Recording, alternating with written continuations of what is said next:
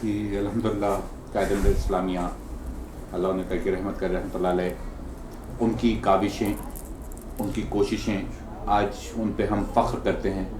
کیا ایسی کوئی سعادت ہمارے حصے میں بھی آنی ہے کہ ہم بھی کوئی ایسا کردار ادا کریں کہ ہماری آئندہ آنے والی نسلیں بھی ہم پہ فخر کریں؟ ابھی موجودہ دور میں سندھ پاکستان کے سندھ میں سندھ بورڈ نے ایک سندھی کی کتاب شائع کی ہے، جو اس سال شائع کی ہے، جس کے اندر ایک اللہ کی وحدانیت کا منکر، گستاخ رسول عمر جلیل نامی شخص کی خدمات کے حوالے سے ایک سبجیکٹ باقاعدہ 9ویں جماعت کی سندھی کی کتاب میں ڈالا گیا ہے۔ کیا یہ اسی فتنے کا تسلسل نہیں کہ اس قسم کے معاملات کر کے مسلمانوں کو مسلسل اشتعال دلایا جائے؟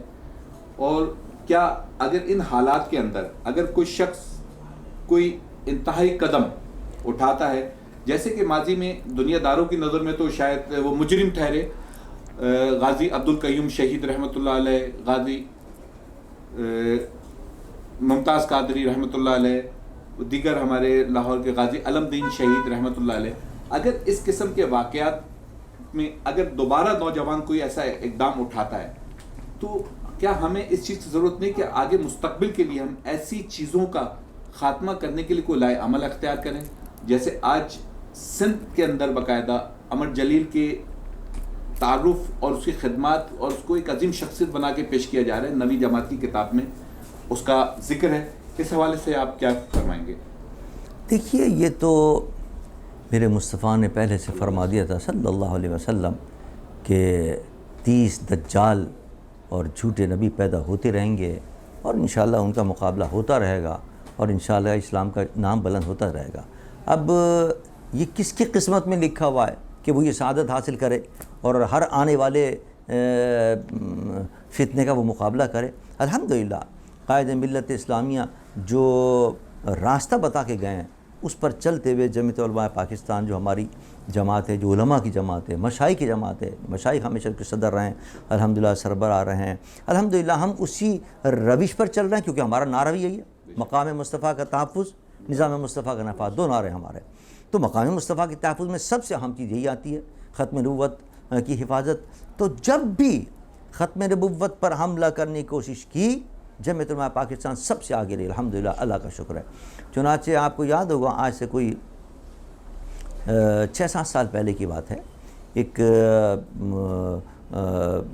شیری رحمان نے باقاعدہ بل جمع کرا دیا تھا اسمبلی کے اندر، اور آپ کو پتہ ہے ہر دور کے اندر یورپ کا دباؤ پڑتا ہے، یورپی یونین کا دباؤ پڑتا ہے کہ صاحب یہ ختم کرو کسی طرح، یہ تحفظ ناموس رسالت کا جو بل ہے اور یہ قانون ہے تمہارا، اس قانون کو ختم کرو کسی طرح، سارا زور پہ تھا۔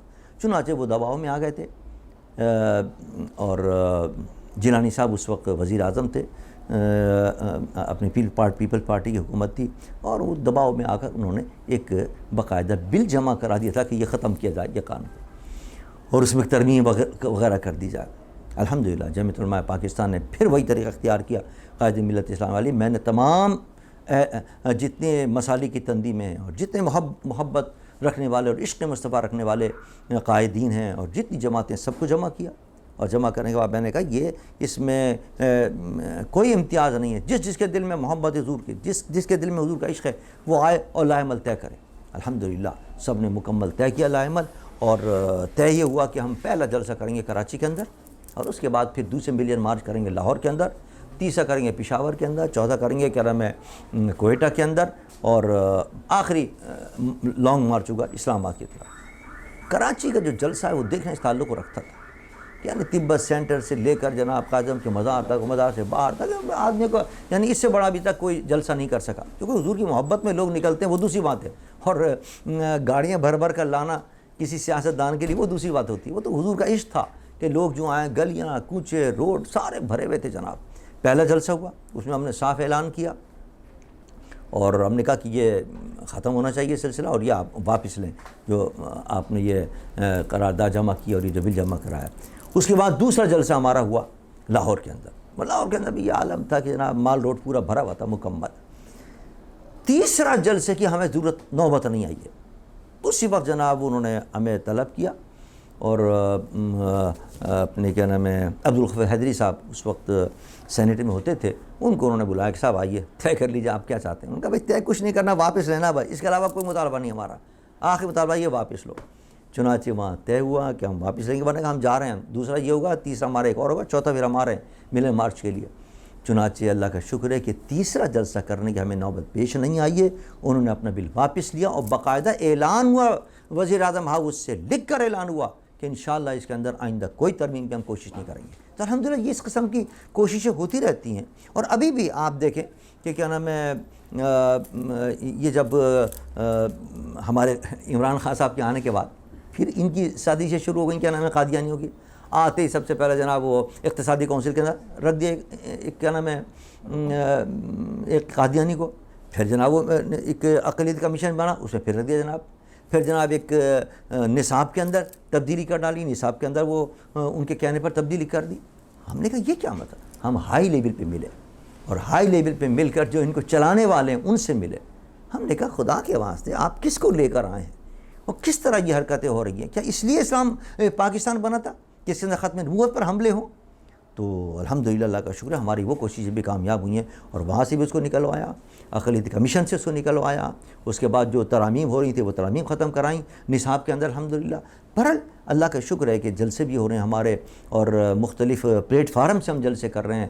جمعیت علماء پاکستان کے پلیٹ فارم تھے، جلسے، جلوس، کانفرنس سے یہ تمام کرتے رہتے ہیں. کہیں جا کے ملنا ہوتا ہے کہیں اہم عہدیداران سے، ان سے ملتے ہیں، ملاقاتیں کرتے ہیں اور اس مسئلے کو حل کرنے کی کوشش کرتے ہیں. جب بھی کوئی سازش ہوتی ہے، جہاں بھی ہوتی ہے، جس مقام پر بھی ہوتی ہے، الحمدللہ ہم اس کے اندر اپنے اکابرین کے نقش قدم پر چلتے ہوئے وہ کردار ادا کریں. اللہ تعالیٰ قبول فرمائے، اللہ قبول فرمائے.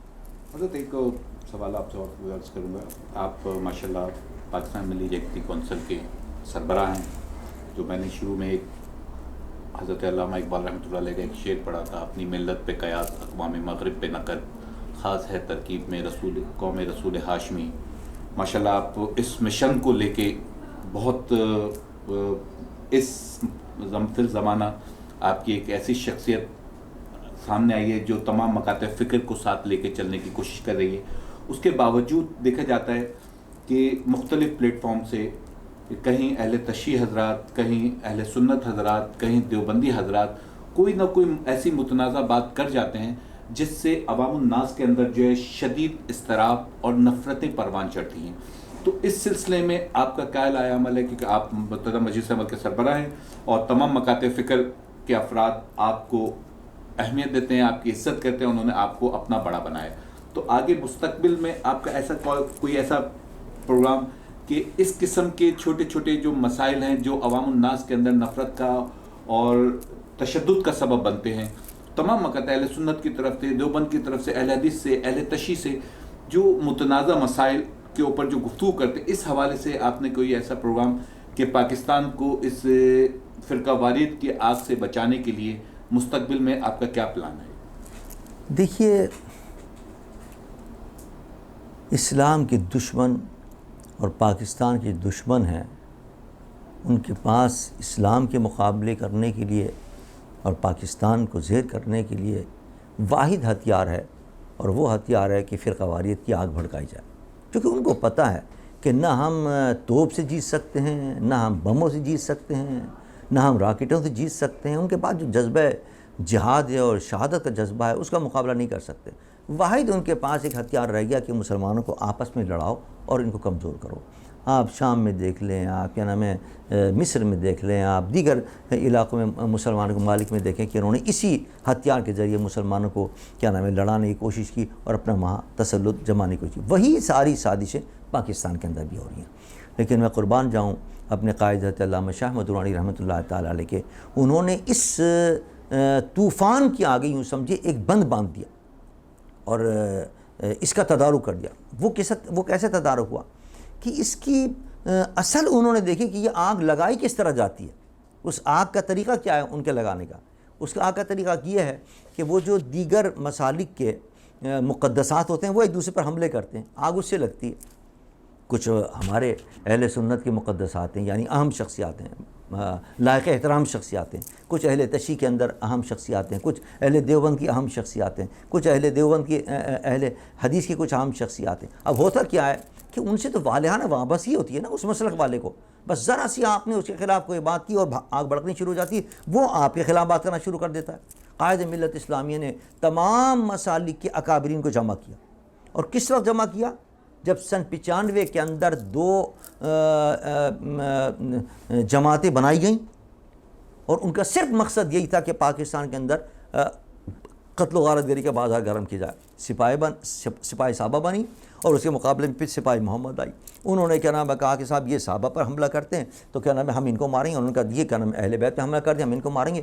آپ نے دیکھا ہوگا اور آپ کو یاد ہوگا، ہمارے سامنے کی بات ہے کہ روزانہ اخبار میں آتا تھا کہ 10 اس نے مار دیے اس کے، وہ کہتا اس کے بدلے میں ہم نے 5 مار دیے، وہ کہتا اس کے بدلے میں ہم نے 15 مار دیے، یعنی روزانہ قتل عام کا سلسلہ جاری تھا۔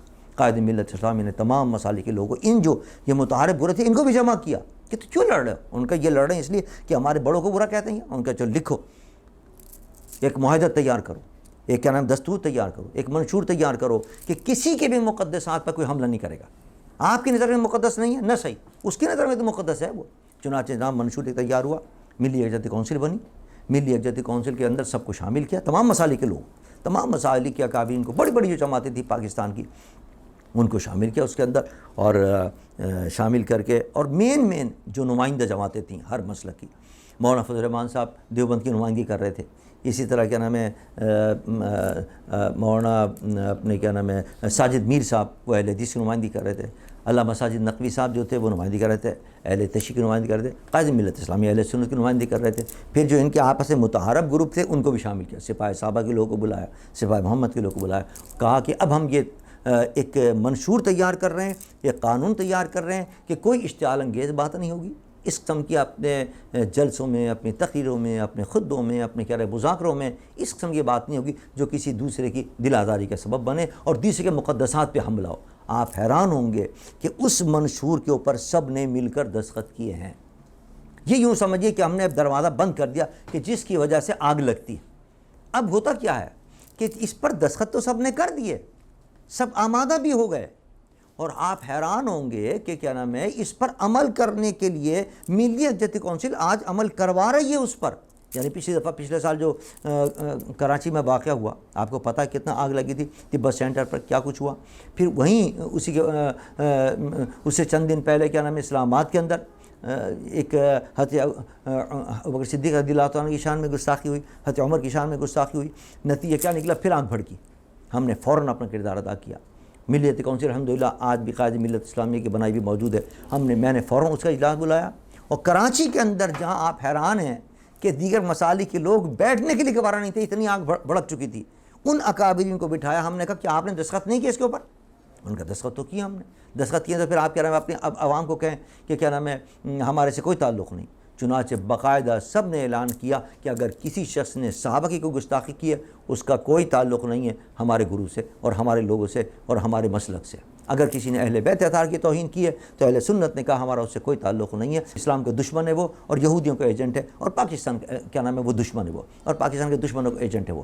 خود آپ حیران ہوں گے، یہ بہت بڑا کارنامہ ہے ملی یکجہتی کونسل کا کہ جس شخص نے صحابہ کرام کی توہین کی تھی، ہمارے ملی یکجہتی کونسل کی ایک اہم جماعت علامہ ساجد نقوی نے اپنے بندے کو، اپنے خاص عہدیدار کو، علامہ واحدی کو بھیجا کہ جاؤ اس کے خلاف FIR کٹوا کے آؤ۔ تو آپ یہ حیران ہو، اب بتائیے ہوتی کیوں ہے وجہ؟ وہ میں آپ کو وجہ بتا رہا ہوں۔ ایک ہائی لیول پہ اجلاس ہوا ہمارا شکریہ ادا کرنے کے لیے، میں نے وہاں ان سے کہا، میں نے کہا ہم نے تو اپنا کردار ادا کر دیا، لیکن آپ یہ دیکھیے کہ یہ مسئلے پیدا کیوں ہوتے ہیں؟ یہ مسئلے پیدا اس لیے ہو رہے ہیں کہ ہم نے جو منشور بنا دیا ہے اس پر عمل آپ نہیں کروا رہے۔ ہم تو تیار ہیں عمل کرنے کے لیے نا، سب عمل کر رہے ہیں اس کے اوپر، تمام مسالک عمل کر رہے ہیں، لیکن کوئی شخص اگر اس قسم کا ہے جو اپنے پیسے کے خاطر یا جس کو وہاں سے پیسے مل رہے ہیں امریکہ کے، اور یہاں آ کر ایجنٹ ہے وہ کیا نام ہے اسلام دشمن کا، اور رات کا پیسے لے کر وہ یہاں آگ لگا رہا ہے، ہم نے پکڑ کے آپ کو دے دیا ہے، آپ نے اس کو گرفتار کر کے کوئی سزا دی؟ یہاں سے مسئلہ گڑبڑ ہوتا ہے۔ ہم نے اپنا کام کر دیا، علماء نے اپنا کام کر دیا، مسالک کے تمام علماء نے، مشائخ نے اپنا کام کر دیا، بتا دیا کہ ہمارے سے کوئی تعلق نہیں ہے، آپ اس کو سزا دیجیے۔ آپ جب اس کو سزا نہیں دیتے ہیں تو پھر دوسروں کی ہمت بڑھتی ہے۔ آپ جب سزا نہیں دیتے ہیں، جتنے جاسوس یہاں پھر رہے ہیں، کیا نام ہے،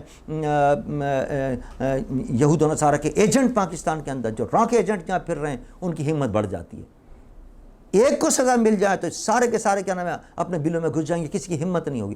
لیکن جو اکا دکا واقعات ہوتے ہیں وہ اس وجہ سے ہوتے ہیں کہ حکومت کمزوری کرتی ہے۔ ہم نے کام کر کے دے دیا ہے، اس پر عمل کرانا تو ان کا کام ہے، وہ اگر عمل کرا لیں تو انشاءاللہ پاکستان میں ایک چھوٹا سا واقعہ بھی نہیں ہوگا۔